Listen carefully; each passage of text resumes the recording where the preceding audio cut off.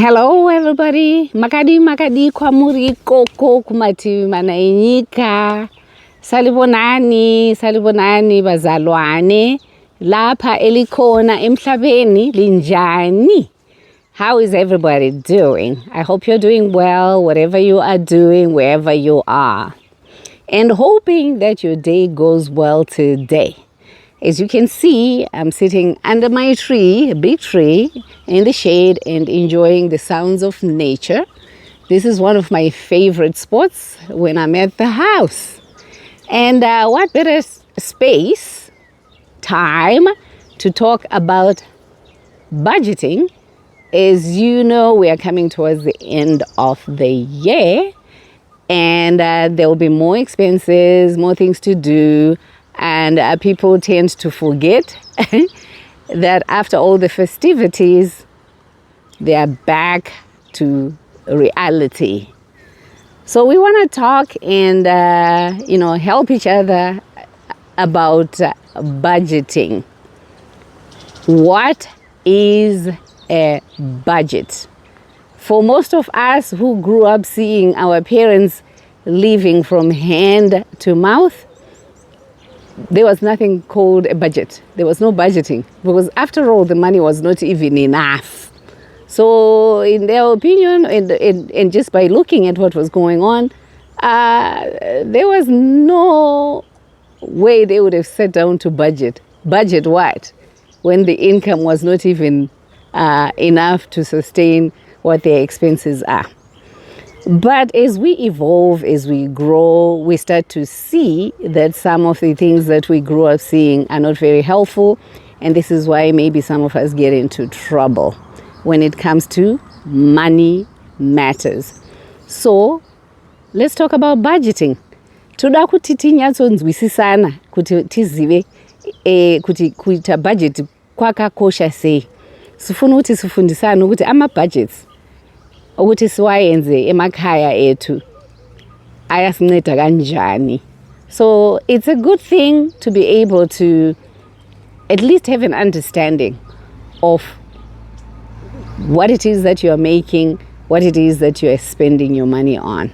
So budgeting essentially is taking a closer look of what your income is, how much you are bringing home, and what your expenses are, how much you are taking out, and that you are not essentially living beyond your means, such that when you crunch the numbers, your expenses are more than what you are bringing home.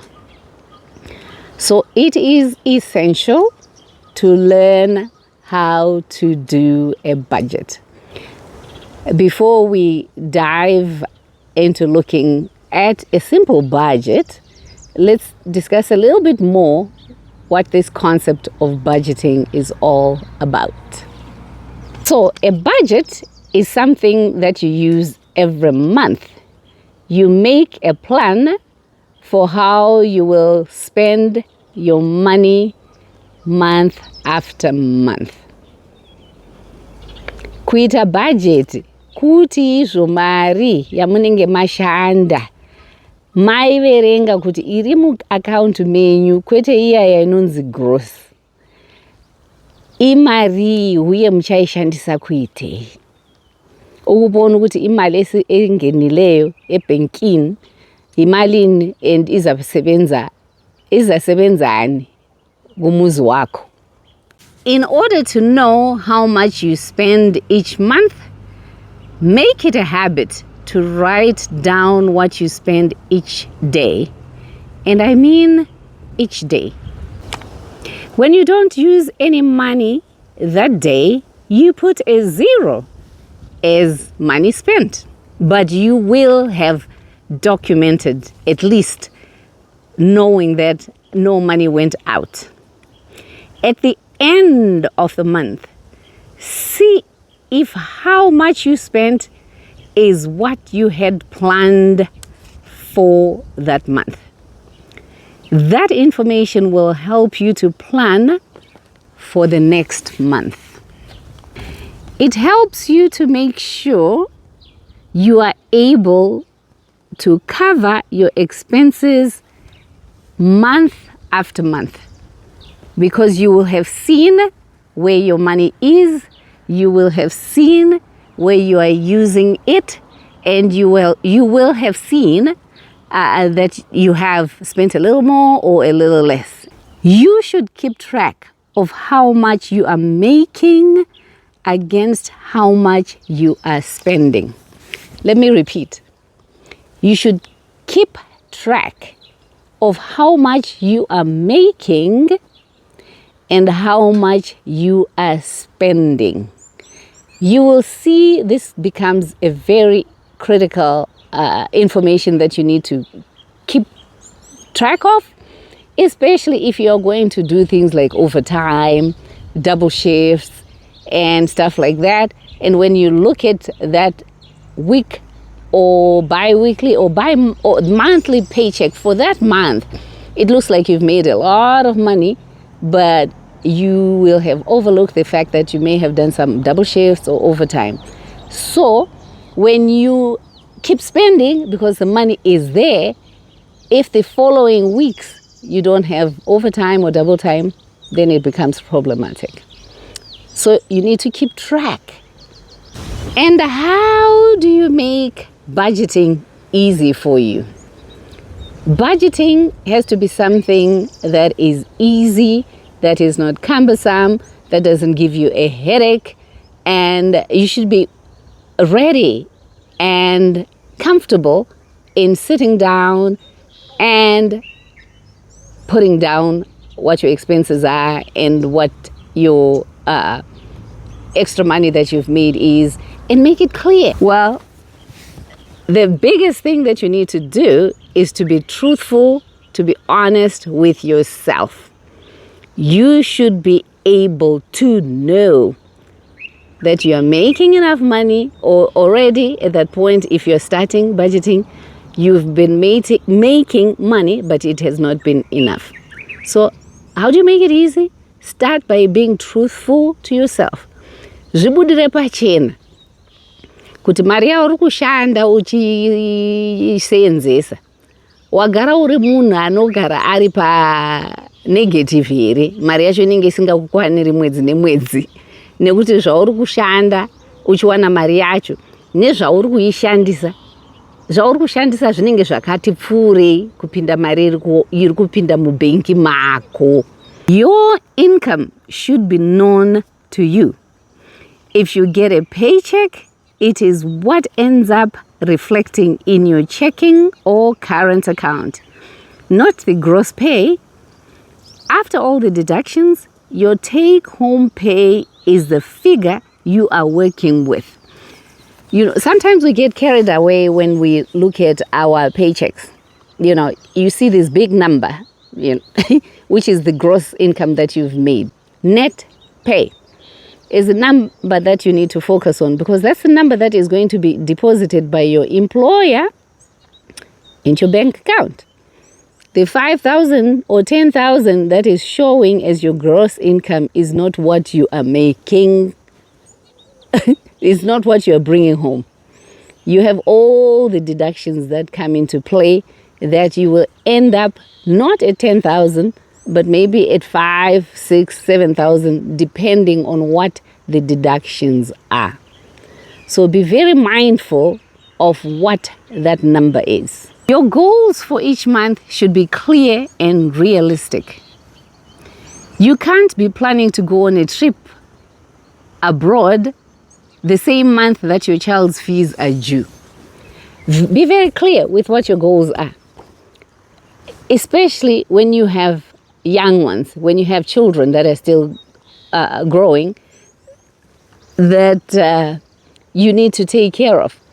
You need to be very clear what it is that you are aiming for. You have to pay rent, you have to pay the bills, you have to buy food, the utilities need to be paid. So that vacation, that trip to France, if you're in England or Spain, or that trip to America or even to Africa, to where most of us are coming from if we're in the diaspora. That trip might not be happening.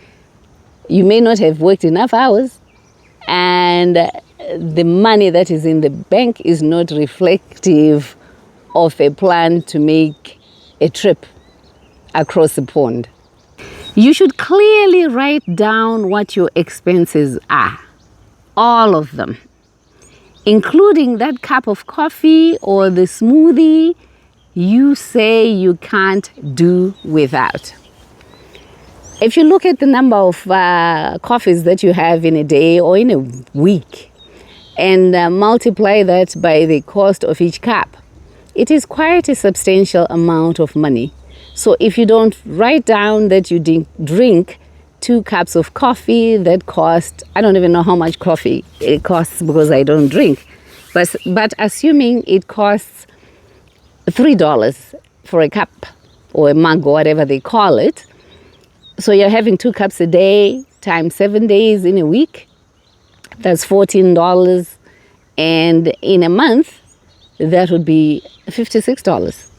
So if you don't account for that $56 and you just continue to drink your coffee without accounting for where the money is going to come from, you will find yourself in trouble. And it happens to many of us. Bear in mind that some of the things that I also talk about are the mistakes that I have made in life, and we're trying to warn you guys, especially the ones that have just gone to the diaspora. You know, the excitement is high. The expenditures are even higher. So you get in trouble real quick. So I feel like it's one of those things that we need to get to be talking about frequently so that you guys do better than what some of us may have done, right? So you also need to be able to separate what you call needs and what you would call your wants. Your needs are the things that you definitely need to have covered month by month. And those things are like your rent or your mortgage, food, transportation, which could be fuel for your car, or the bus tickets or train tickets that you need so you are able to go out there and make the money. But those are the basic needs.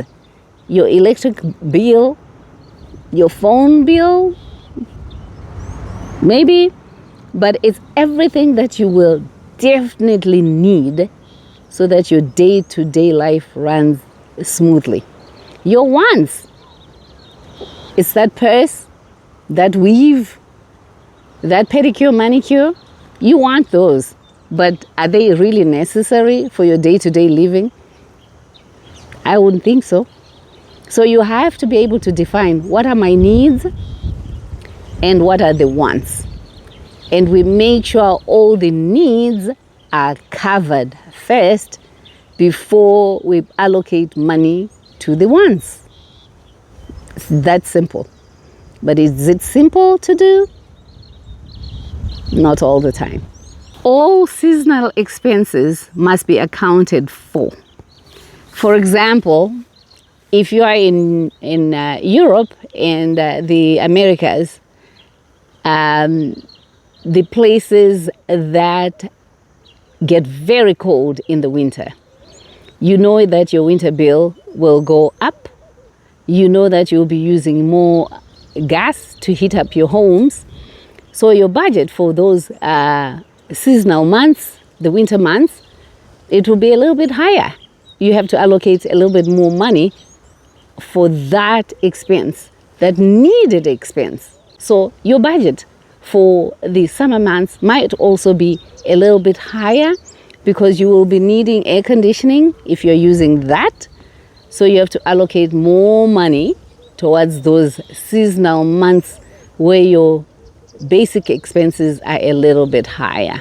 If you don't pay attention to those seasonal changes, you'll be caught unawares by the hike in that electric bill or gas bill. It will be a shock.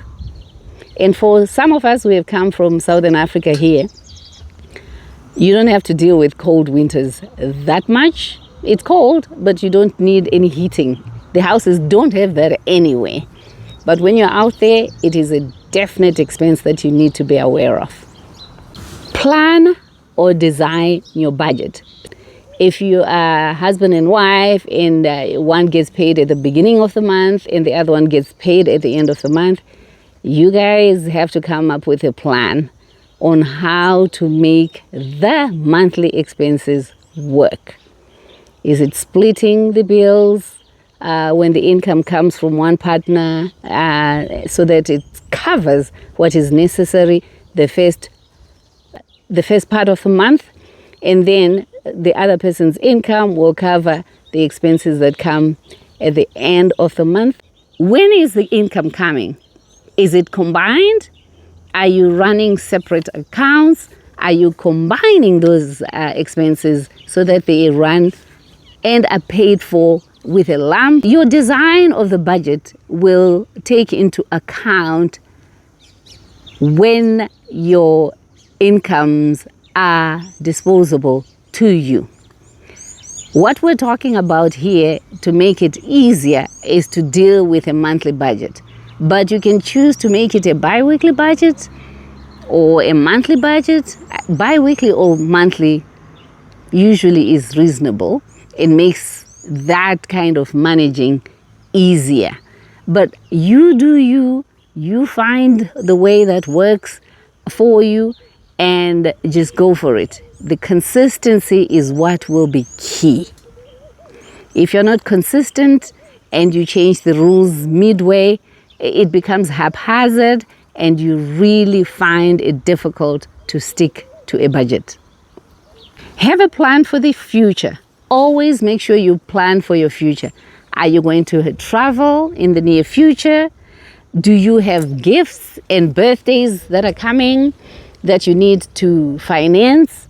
Have that plan ahead of time so that when the expense comes, you are not digging in to the money that is already allocated, because then how do you patch the hole? So always have a plan for what your future expenses might be. When we talk of the budget and we are itemizing, we will go through how to set up that kind of budgeting. But in the meantime, right now, we are just making sure generally we all understand why budgeting is important. Carefully study your budget. Are you always running a deficit? If you are, then it means you need to modify the budget. You can't say you are budgeting when every month there is a crisis. You need to sit down and have a look at the numbers, crunch them again, modify, make it work. You just need to make sure the income matches what your outcome, whatever is coming out. You can't have $1,000 and your budget expenses are $1,500. Where are you going to find the 500 from? You might have to increase your emergency fund so that you are able to deal with those unexpected expenses. You might be forced to reduce some expenditure, cut down on those lattes, on the smoothies, on the extra run to buy some takeout. You might have to consider doing that so that you control the amount of excess budget. That gym membership might have to go. You might have to cancel a subscription. You have to prioritize what your obligations are. You will have to take a closer look at all the things that you are spending money on. Are you coming up with surplus each month? Well done. If you find that every month you have a surplus, you're doing something right. Well done. Keep it up. What do you do with your surplus? Do you keep it for a holiday? Do you put it as down payment? What do you do with it? You should be able to designate that surplus so you just don't spend it, because before you know it, if it has no designated pot, you will find it gone. Is your budget coming out balanced each month? If your budget is coming out balanced every month, well done. Keep it up. How do you ensure you stay on target? Try and automate some of your expenses. If you have a mortgage, if you have a car note, automate those expenses. You will decide which expenses need to be automated. And once that's done, you know that money is out of the pot. It's not there. And you budget on what now remains in the bank account that you can see. So you can automate some of those expenses. It's tricky if you only get paid when you work. If you're an hourly employee, it might be tricky, but if you're disciplined and you have that emergency fund built up so that if you don't have enough hours, you can then, be able to balance your budget by taking a little bit from that. That's one way of doing it. That emergency fund is important because it will help you to offset when you don't have enough hours. Stay the course. Do not slacken. Do not give up. Don't feel discouraged. Just keep pushing. Make it a habit. Make it such that you become comfortable with sitting down and examining how you're spending the money that you're making. It just becomes a habit. Take time to review how you are doing. Take time to review your spending practices. If you don't look at how you're spending money, it is always good to adjust your spending in order to stay on track. So if you don't take time to look at how you spend money, you will always be caught unawares when you realize that you don't have the money that you thought was still in the bank or in your little pouch under the mattress or wherever you keep your money. So do make that a habit. How do you start budgeting? You just start. Practice until it becomes a good habit for you. You might also ask, what method should you use? There's this 50-30-20 method, the 50-30-20 rule. 50% being your living expenses, 20% being your wants, and 30% being your saving. You allocate the percentages to suit you. Get into that habit of making a savings a priority. Before you spend, save. And the last thing I want to talk to you about is if you're a 2-income household, like a married couple, a partner, your income will go a long way if you work together. Be transparent. Don't create a budget war, or else nothing gets done. So this is just a conversation where we enlighten each other about what budgeting is. I'm no expert. I am not a financial guru. I'm just one person who's made mistakes in terms of money, and some corrected, some too late to correct. But I also know that there is a lot of us who are in this same position, and a lot of our children and friends and family that have moved overseas who will face the challenge of not knowing how to handle their money. So I'm just putting it out there so we talk about it, we share, we discuss, so that we make sure that we all create a pathway to financial freedom. In the meantime, I am enjoying this good weather here. I hope the winter is treating you well in the northern hemisphere. Come and enjoy the sunshine with us here in the southern hemisphere. Take care of yourself. Please share the video comment, like, and we will see you on the next one. Bye for now.